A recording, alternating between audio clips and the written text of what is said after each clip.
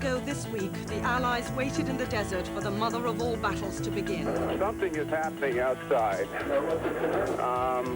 We're seeing bright flashes. 42 days later, it was all over, a quick and easy victory. But was it really that simple? Dispatches tonight draws up the true balance sheet. It reveals the real winners and losers, and the billions of pounds that have moved from the third world into the first.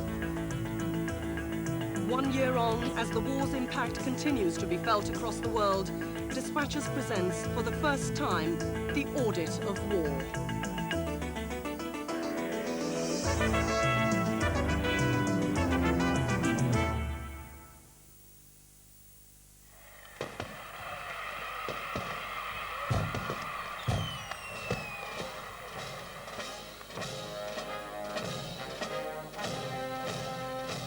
Last autumn, the US Army Association held its annual get-together.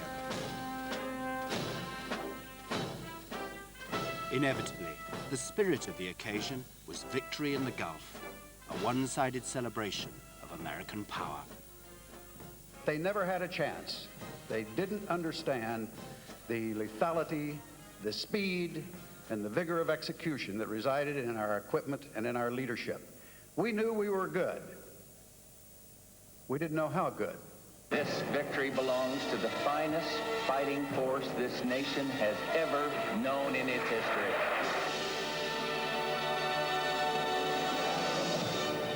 We feel very, very grateful. We love them all. We thank them all for what they did for our country and for us.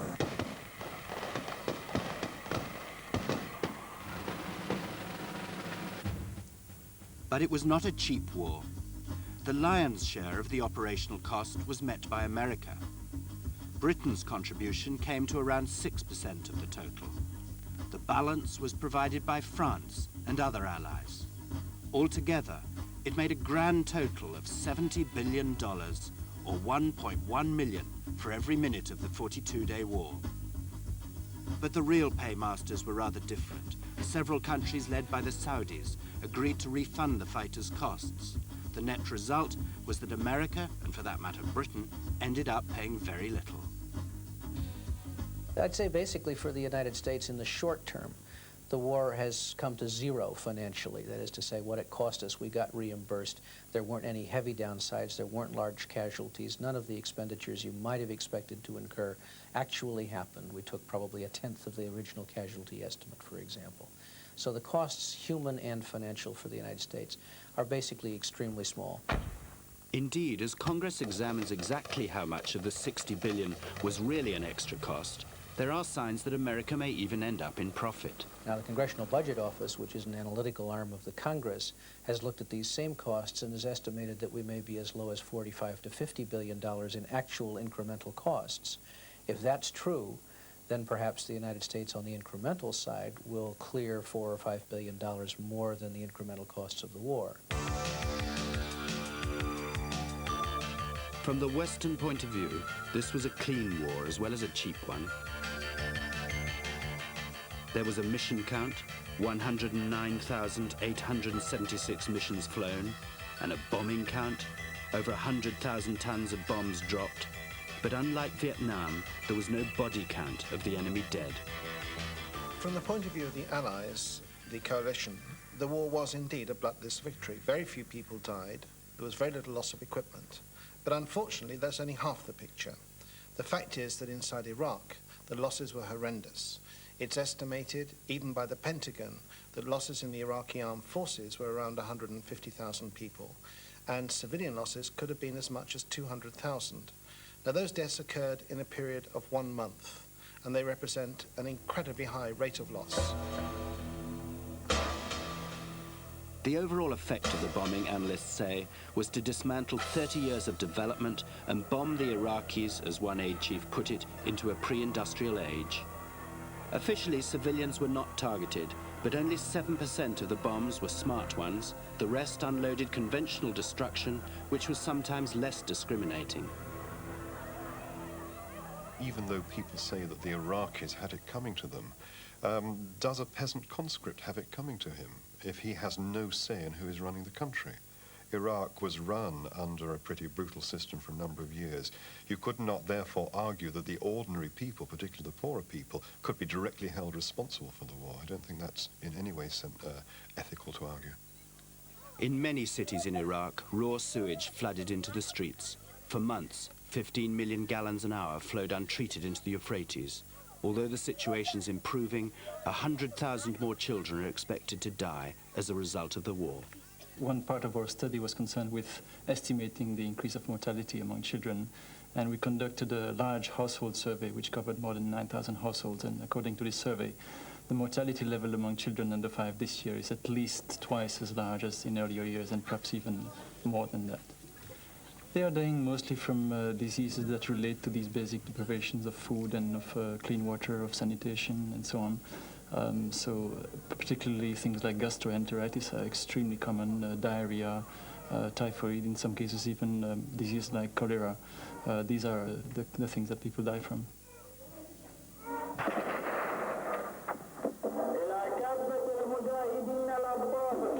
On top of that, there are those who died in the abortive rebellions which followed the war.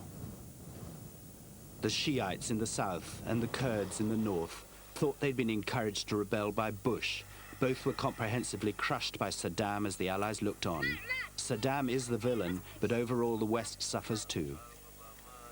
I think it's fair to say that the war has antagonized a substantial body of Arab opinion, antagonized them towards the United States. It's not just that the United States' big American uncle was seen to be interfering in a regional intra-Arab dispute. It is also that thousands and thousands and thousands of Arabs were killed by the Americans and by the Arab client states in this war. And this is something that even many Saudis are bitterly unhappy about. It goes against the grain for them to have been involved in a mass slaughter of so many of their brothers and sisters.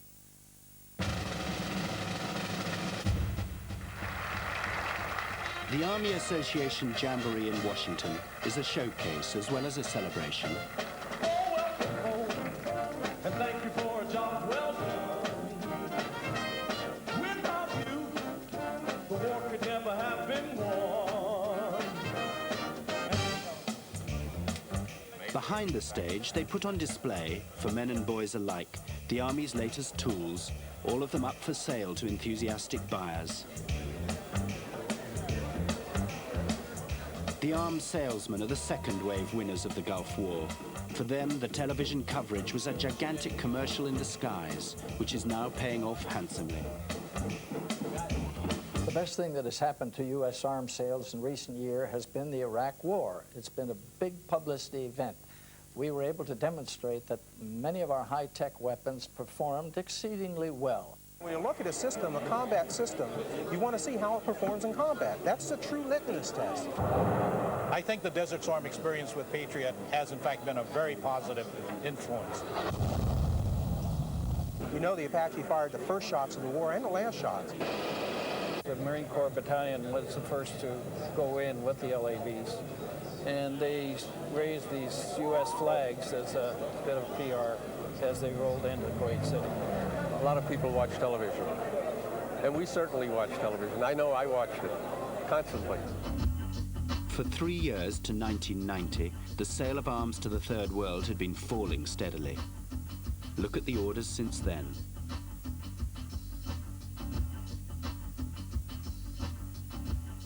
In the Gulf states, particularly Saudi Arabia and to a lesser extent the United Arab Emirates, there's really an intention to build up very substantial military forces.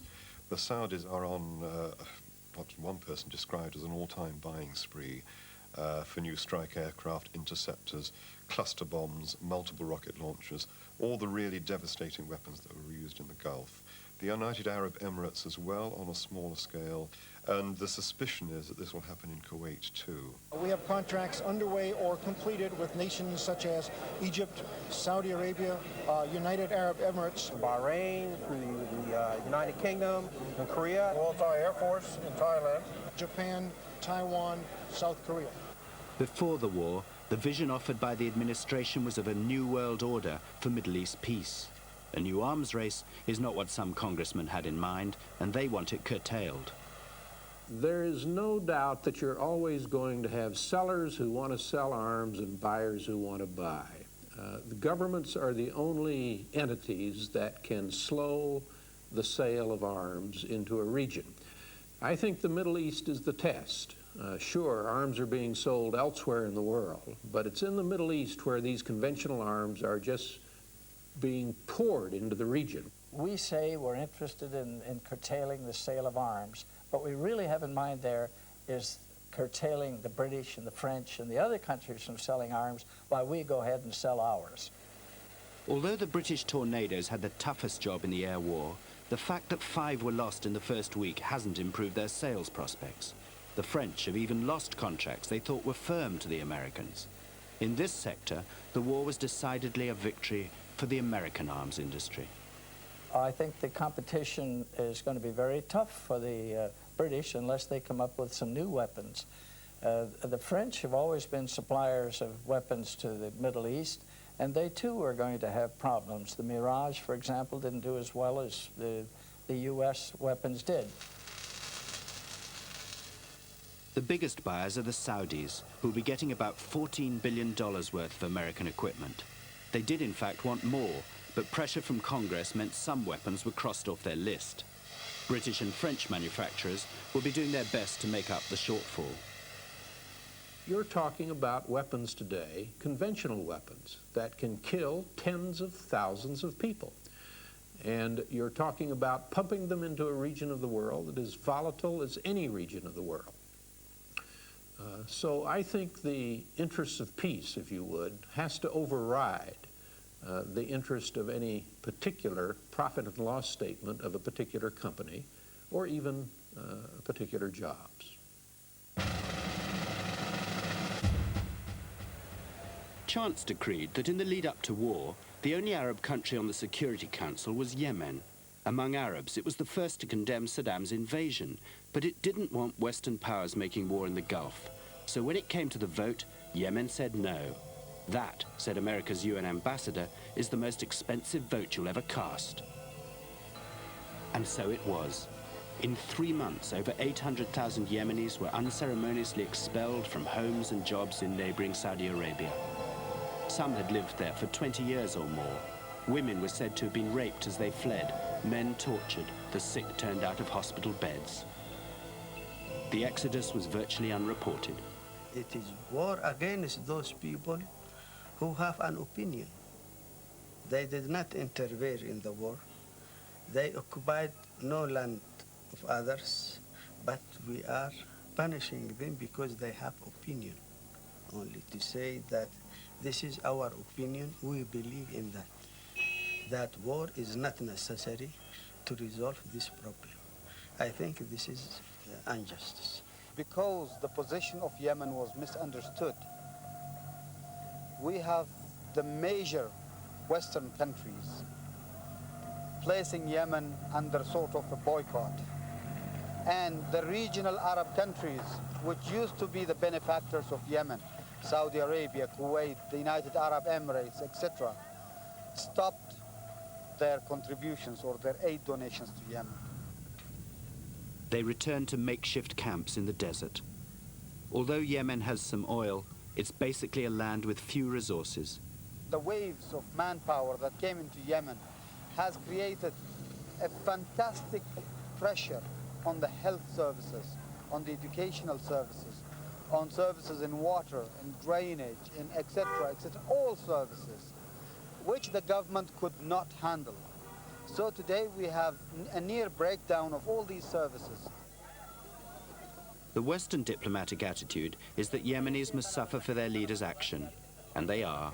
Most of these men have swapped well-paid work in Saudi Arabia for destitution at home. He is not actually living. He's not barely scraping a living. Winter. He is eating away whatever is left of his savings. Winter. He has been selling some of his furniture. Winter.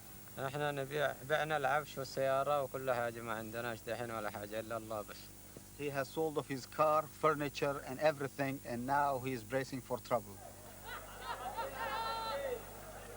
In the capital, Sana'a, people try to sell their own clothes and possessions simply to buy enough to eat. This is what the term loss of remittances means on the ground. Yemenis like these used to send money back from the Gulf to support their families. Now they're just an additional burden to them. By 6 o'clock each morning, hundreds of men stand waiting for work. One tool per man, but no jobs anywhere. They are poor people, very poor people. They work by their hands. When they come back, no work, no wealth, nothing to do. Some of them, they did not know where his village, where his part of the Yemen he was. Of course, create for us very difficulties. We are a poor country also. We cannot afford for them work or shelter. Conditions are deteriorating. Many cases of cholera are now being reported, which until the influx were very rare. One just has to go down to the data and see the condition of the people there and of the children there to realize that in all these political situations, the shock waves spread right through the whole Middle East region and can impact on communities in the remotest parts of Yemen. The irony is that Yemen is the only Gulf country with clear plans for Western-style democracy. For that to succeed, the economy needed to be in reasonable shape. But this town is typical. Everything they used to rely on has been disrupted. تأثرت بسبب أزمة الخليج وقل الموارد المائية التي الجفاف وغيرها. لأن كل واحد كان خايف هنا وهم الناس كلهم كل واحد كان خايف في بيته كده.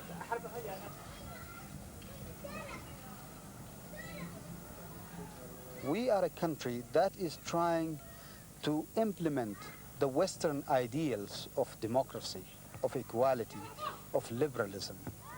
And yet, we who thought would be the natural allies of the West, all of a sudden became the enemies of the West. And not just the West. Many teachers in Yemen's now overcrowded schools used to be paid for by Saudi money. Their grants have ended, so the teachers have gone. This hospital and everything in it used to be paid for by the Kuwaitis. The money was stopped overnight, and there's now little chance of them getting it back.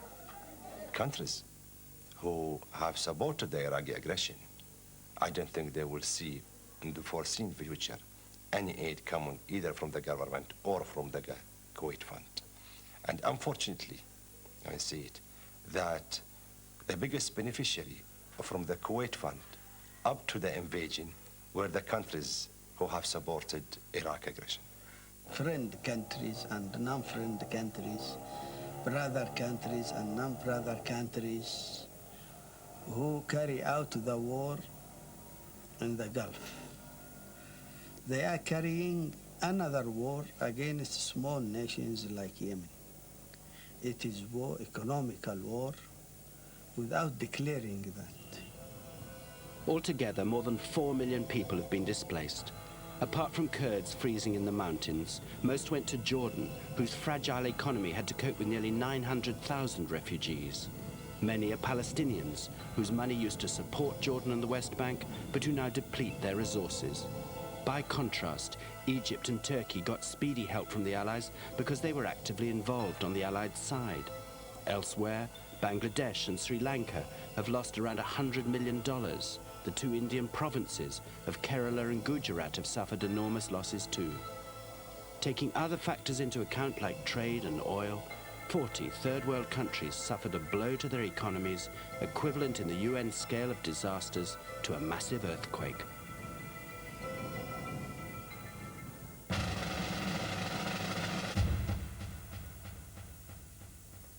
Now this is the 8th floor, which was set on fire by the Iraqis on the 22nd of February. And as you can see, there is not really much left in the room from the deluxe furniture.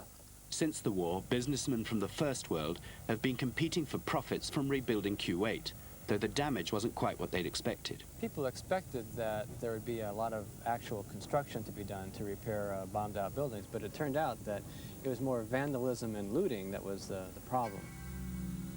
Many of the contracts are still commercial secrets, but the British, with over £400 million worth so far, probably haven't done badly in relation to their share of the fighting. The nature of the damage means that the expected bonanza for big companies hasn't materialized, but it's still the West which has profited. The most surprising winners have been small companies, both U.S. and international companies, because they've gone in and very aggressively gone after business. This remote-controlled camera spots Iraqi debris in unlikely places. It belongs to a graffiti cleaning specialist from East London. When I came over, I decided to bring chemicals with me and did cleaning for people on the spot. And she, said, look, this is what we can do, and this is how we got this job, I think. I think the hotel owner was impressed or pleased that someone was here with chemicals showing him what could be done. I think every Egyptian and every sort of Arab guy that was ever had a sponge in his hand came in to try and take this job, because it was a prestige job. It is a big hotel, it's a good hotel. I suppose we beat about four American companies and 3 or 4 British companies to get this contract.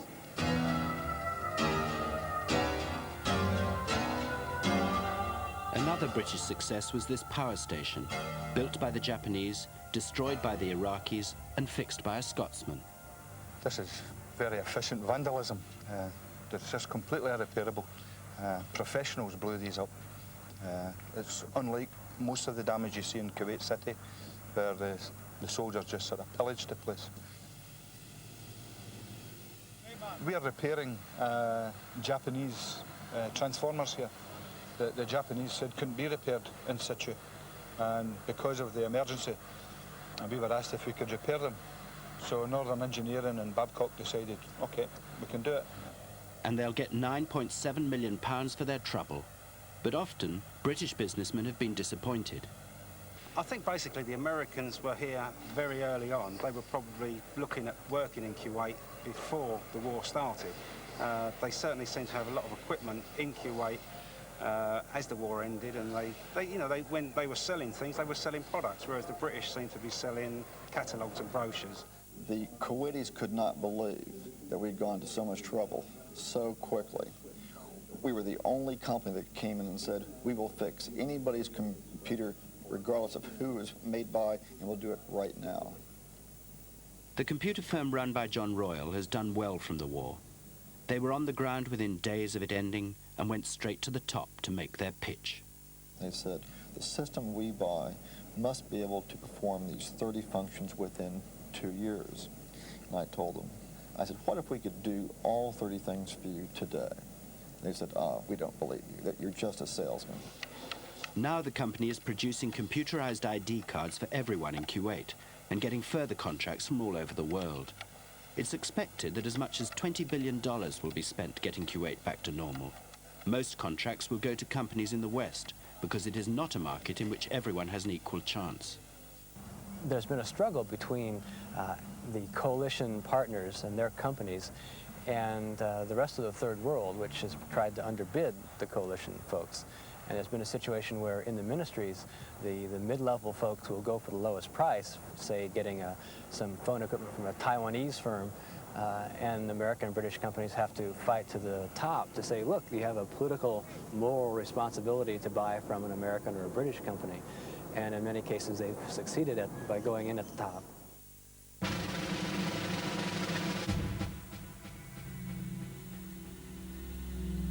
The face of the desert has been changed by war. But the nuclear winter which the war's opponents predicted has not followed. The fires were out sooner than expected, and in Washington, experts have been queuing up to tell Congress that things aren't as bad as was feared. Consideration that the incidence of asthma and cardiopulmonary disease naturally is high. Food supply, there's obviously concern as what it does to greenery and green grass and things that sheep and camels and chickens eat. The thought so far is that this is not going to be a major problem. Even in some of the extreme cases, it's going to be a matter of only several weeks probably before the atmosphere is relatively well Well, the carbon monoxide and oxides and nitrogen concentrations are probably at lower levels because of the suppressed automobile activity during the period of May, June, and July. And what we're seeing now... It's a rather demanding Clean Air Act that they've adopted. Yes, yes, it's a severe way to do it. Yeah. But there are many who think the administration is being complacent. They want it to be all right, so they aren't really trying to find out if it's Again, not. I thank you all for all you're doing and for being here today, and this adjourns the hearing. What all of the U.S. agencies are trying to do is to cast something in a most favorable light. So they won't say things are bad, they will say things were not as bad as we anticipated. To fly over Kuwait, even with the fires now out, is to see mile after mile of oil-covered desert. 7 billion gallons poured into the sand. Environmentalists who've been out there to conduct their own tests are far gloomier than the U.S. administration about the long-term effects. The scale of the disaster, if you actually live in the area, is catastrophic. There is no doubt about that. But it will mark amongst the Chernobyls, the Bhopals, the other disasters that have happened worldwide as a major environmental catastrophe. You don't have to exaggerate the problems in the area to know that that is the case. The official line is that this is a local problem, not a global one. So when black snow was reported in the Himalayas, for instance, public discussion back in Washington was firmly stifled by the administration. One of the most serious problems we had with the performance of the United States government came from the so-called gag order issued to the United States agencies and contractors saying, do not talk about potential global climate impacts from the war. This memo was published in the very reputable magazine Scientific American, and it put a damper on discussions of findings from laboratories in Hawaii, in Colorado, and so forth. The Kuwait government has also been reluctant to uncover problems, and it has been left to independent scientists to carry out their own investigations. The greatest concern is about the long-term effect on health. The smoke really killed us for 9 months. It was very heavy.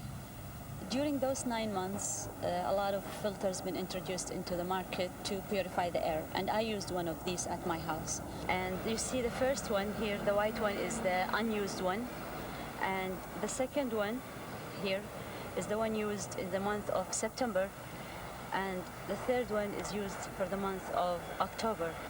Some of the chemicals that cause cancer has been analyzed or detected or measured on those filters. The end of the fires isn't the end of the danger. Vast oil lakes have been left behind. As they evaporate, they give off poisonous hydrocarbons as well. The latest tests by Greenpeace show irregular but sometimes dangerous levels of toxins in the air. So the types of long-term effects that we're probably looking at are the generation of cancers in the population and the probability perhaps, of the increase in birth defects and the rate of birth defects in children born over the next generation. We won the ground war, we won the air war, but we lost the environmental war.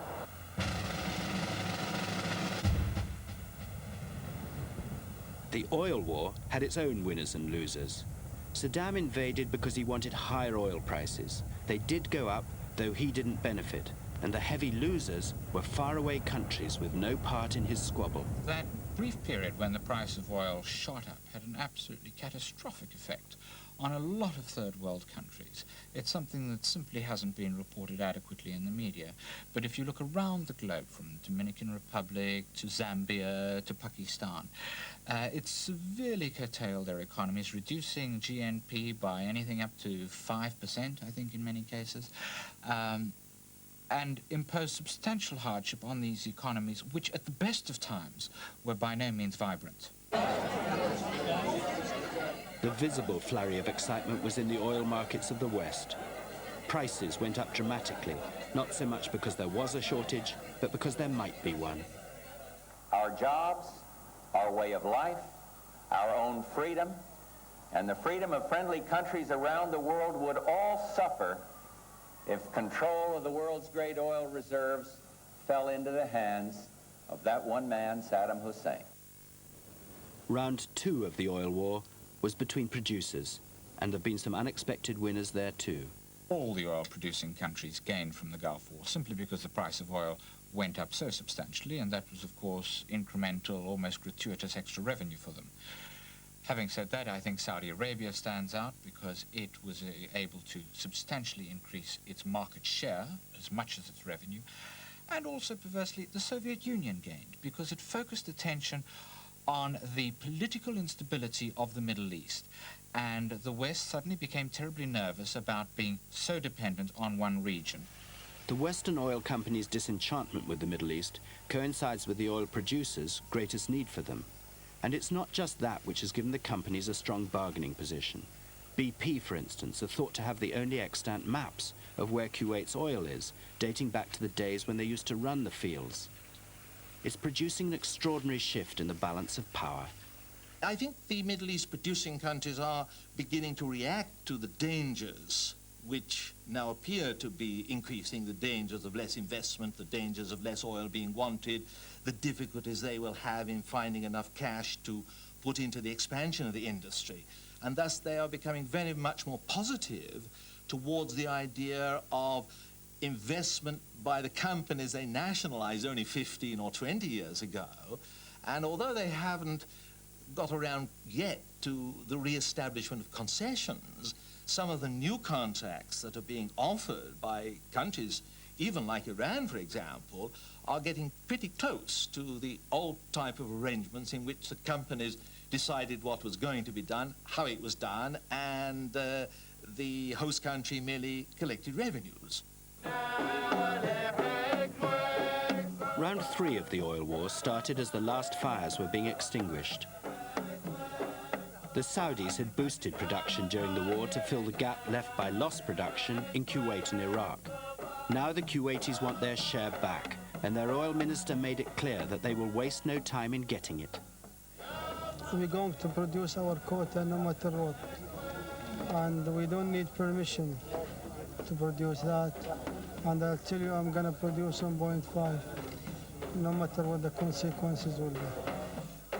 Eventually, Iraq will be back too, and that means a price and production battle between 3 oil-producing giants in the Gulf.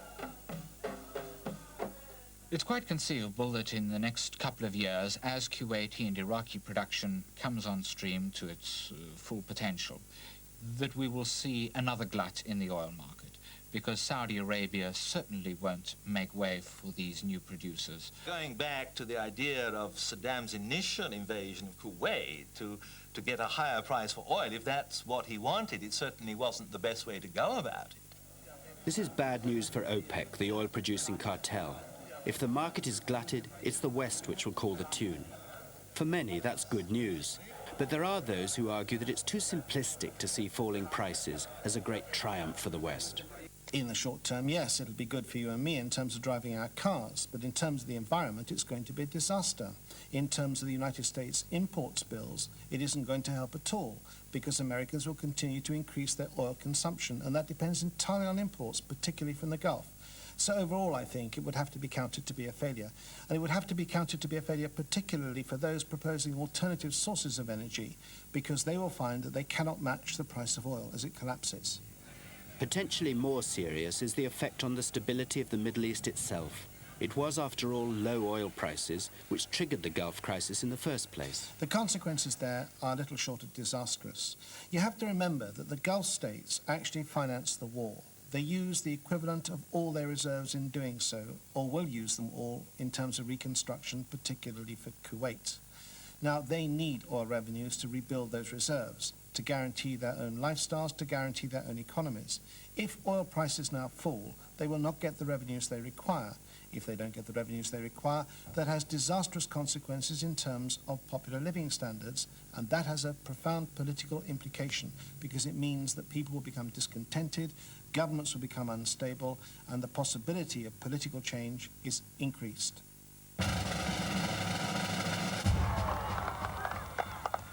We will have taught a dangerous dictator and any tyrant tempted to follow in his footsteps that the U.S. has a new credibility, and that what we say goes, and that there is no place for lawless aggression in the Persian Gulf, and in this new world order that we seek to create. And we mean it, and he will understand that when the day is done. The New World Order was the ultimate prize. In the short term, you could argue that the Gulf War worked from the perception of American interests. What I'm saying is that it is a pointer to a kind of global security system which is actually based on confrontation, not cooperation. Basically, if people get in the way of what we need, then we sort them out by military means. The New World Order means different things to different peoples. Certainly Arab governments in the coalition seem pleased with the outcome. But that is not an expression of what ordinary people in the Middle East think. However much they might have disliked Saddam Hussein and what he did in invading Kuwait, the common view that what was happening was that massive force was used at a very early stage in pursuit of United States interests when there might have been an alternative way. And this appears to suggest that the New World Order is one which is dominated by the US and its immediate allies. Now, to the Western view, that might be the kind of New World Order people want. But people in the West are 1/8 of the world's population. It's a very narrow view. And the idea that a Western victory would bring Western-style democracy to the Gulf has proved virtually worthless. The same autocratic systems still hold power. They had promised reform. They had promised more democracy. They have promised more liberalism.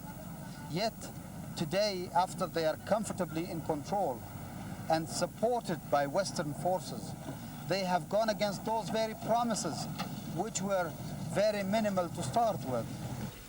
Of course, there have been real gains. Hostages have been freed, and the Israelis have sat down with Palestinians. So far, so good. But even that success could still turn sour if it doesn't produce concrete results on the West Bank soon. I think one of the reasons that Secretary of State Baker is so keen to push for an Arab-Israeli settlement is that he recognizes the debt that is owed to those governments. And in a sense, the debt is now having to be repaid by getting the Israelis to negotiate. Because if the United States does not mediate some sort of settlement there, then it's going to make it rather more difficult for many Arab countries to actually continue to say why they supported the United States in this war. A singular failure is that Saddam is still in power.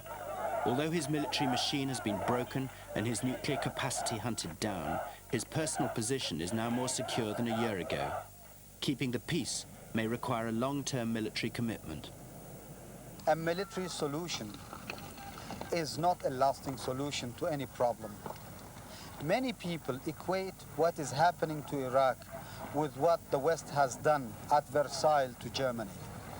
If you push a nation too much, it may surrender on a temporary basis, but it will never live with itself, having surrendered so much.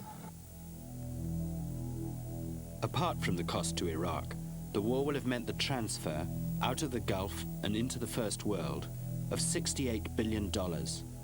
That's 3 times the total amount lent by the World Bank in aid projects last year, or nearly 12 times the entire GNP of a country like Ethiopia. On top of that, the war has cost the poorest countries in the world another $12 billion and left a trail of human suffering behind it. Not just the hard-pressed Iraqis, but Kurds, Jordanians, Palestinians, Yemenis, and all those in the Third World whose pockets aren't deep and whose voices don't carry. The cost was worth it. The alternative was to allow Saddam Hussein to have gone into Kuwait, dominated that whole region, affected the supply and price of oil worldwide, and built himself up to a point where he would have become a superpower. I do not think it was worth a war. I still think there was a better way to do it. We did not achieve all that we wanted in the war. Obviously, Saddam Hussein still is in power in Iraq. I think we could probably have achieved much, maybe not all, of what we achieved in the war at much, much less cost in lives and resources. Now, one of the great benefits of the war was it gave a great shot in the arm to Americans and a certain pride in their nation, and that's not an insignificant thing. War often does that. But I oppose the war, and I have no reason to regret my vote.